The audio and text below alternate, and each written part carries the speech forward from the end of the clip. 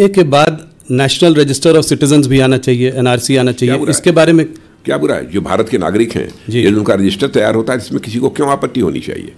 और एक गलतफहमी राहुल जी और पैदा करने की कोशिश की जा रही है कि दुनिया किसी देश का यदि कोई मुसलमान यदि मान लीजिए सिटीजनशिप लेना चाहता है किन्हीं विशेष परिस्थितियों में जी, तो उसको सिटीजनशिप नहीं मिलेगी। मैंने पहले ही कहा कि हम लोग जाति, पंथ और मजहब के आधार पर भेदभाव की राजनीति करने वाले लोग नहीं हैं। कोई यदि ऐसी विशेष परिस्थितियां होती हैं और कोई यदि भारत की नागरिकता लेना चाहता है तो उस पर भी हमारी सरकार विचार कर सकती है। और मैंने स्वयं जिस समय यह बिल तैयार हो रहा था उस समय भी हमने नागरिकता दी है अदनान स्वामी को जी। पाकिस्तान के सीएए में मुसलमान नहीं है, सीएए के अंतर्गत मुसलमानों को नागरिकता नहीं दी जाएगी। सीएए के उसके अंदर मुसलमान तो है नहीं, परिस्थितियों पर निर्भर करता है जी। तो एनआरसी आप कह रहे हैं कि आएगा अगले, उसको भी आप लोग लेकर आएंगे अगले टर्म में। आप उसमें आप कह रहे हैं कि उसमें क्या वैसे एनआरसी से किसी को भय नहीं लगना चाहिए जी। अनावश्यक इसको लेकर हुआ खड़ा किया जा रहा है, लोगों के अंदर भय पैदा करने की कोशिश की जा रही है जी। और मैं समझता हूं विपक्ष को इन सब सारी चीजों से, अफवाहों से बचना चाहिए। विपक्ष को भी यदि राजनीति करनी चाहिए तो तथ्यों के आधार पर, अनावश्यक जनता की आंखों में धूल झोंक कर राजनीति नहीं करनी चाहिए। विपक्ष के अंदर भी वह दमखम होना चाहिए कि यदि राजनीति करनी है तो जनता की आंखों में धूल झोंक कर राजनीति न करें, बल्कि जनता की आंखों में आंख डालकर राजनीति करें जी। बड़ा बयान है आपका। मंदिर वहीं बनाएंगे, आपका बहुत बड़ा बयान था, बहुत बड़ी आपकी प्रॉमिस थी जो आपने जनता के सामने जो करके दिखाया।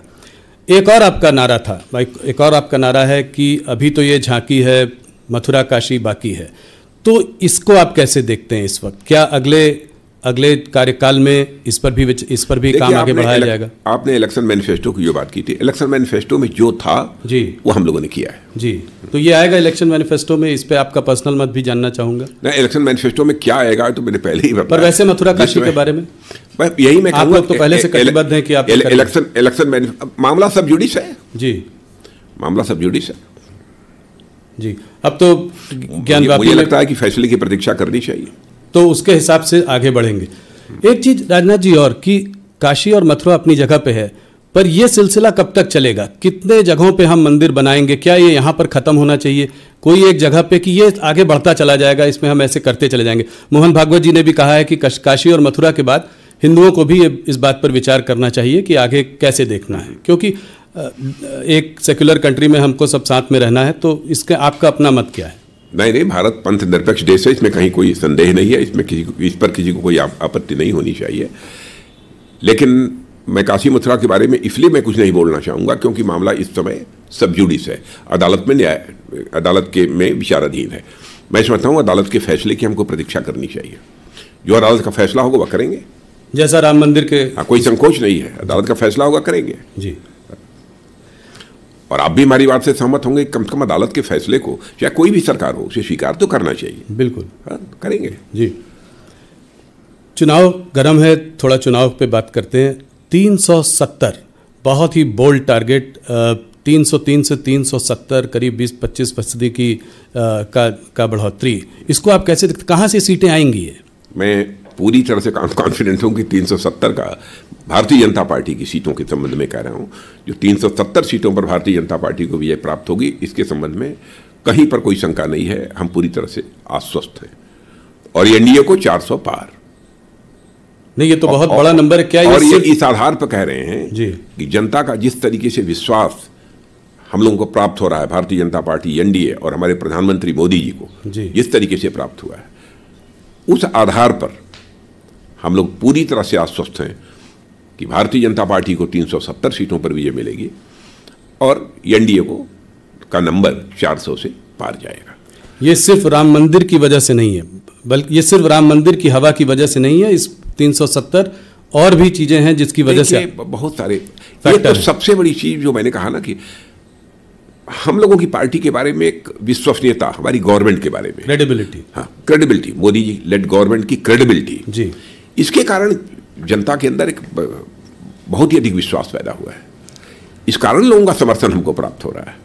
ऑपोजिशन लीडर राहुल गांधी कहते हैं कि आप लोग मैच फिक्सिंग करते हैं, मोदी सरकार अगर ईडी सीबीआई और ईवीएम नहीं हो तो चुनाव नहीं जीत सकती। इसको आप कैसे देखते हैं? मैं ये कहता हूं कि ईडी सीबीआई के कारण हमारे ऊपर आरोप लगाया जा रहा है। क्या करप्शन को रूट आउट करने के लिए किसी गवर्नमेंट को अपनी तरफ से प्रयास नहीं करना चाहिए?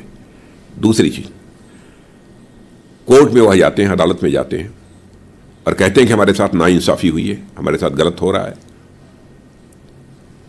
लेकिन कोर्ट के द्वारा उनको रिलीफ नहीं मिल रही है। आप स्वयं फैसला करिए कि कौन गलत है, कौन सही है। राजा जी, मैं इसी सवाल को आगे लेकर जाता हूँ। ईडी और सीबीआई पर विशेष इंटेलिजेंस एजेंसीज का जो इस्तेमाल हो रहा है, ऑपोजिशन कह रही है, वो सिर्फ ऑपोजिशन लीडर्स को हैरेस करने के लिए हो रहा है।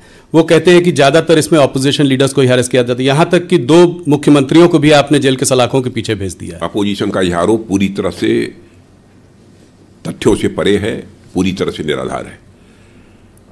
एजेंसी अपना काम कर रही हैं।